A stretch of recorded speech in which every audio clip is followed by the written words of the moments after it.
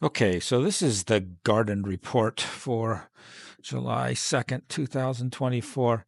That's the general layout of my garden. Here's a closer look. There's a sequoia. There's an old shed. Here's the planting. You see the tomato plants, and you see here some of the leeks and onions and lettuce and beans. And then there's the apple trees. So there we have the garden again. It's actually that one box is 10 by 10, and then the second box to the side of it is something like 3 feet by 10. So you can see I kind of prefer the jungle look. I plant things close, plant them together, and then use various stick art, I guess you could call it, to prop things up as necessary. And there's the lettuce, which has grown very well this year. I had to do a lot of propping up because we've had lots of wind and rain through May and June. These are tomatoes. These are cherry tomatoes, I think. These are more beefsteak tomatoes. Things are growing, and there's another row of tomatoes and fava beans that I planted together.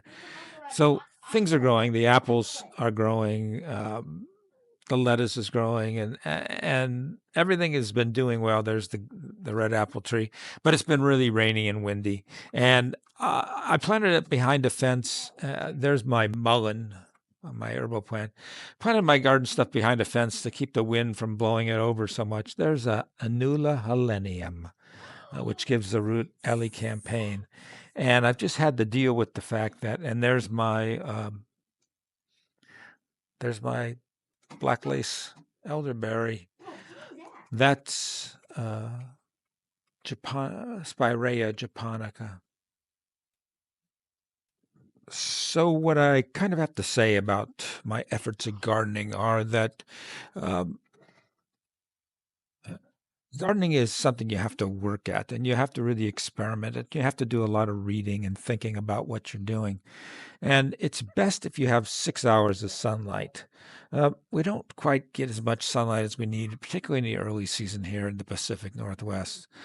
And so you have to pick breeds and starts that work with that. Unlike commercial gardening, you plant a wide variety of stuff and you tend to it rather carefully, fertilize it, etc.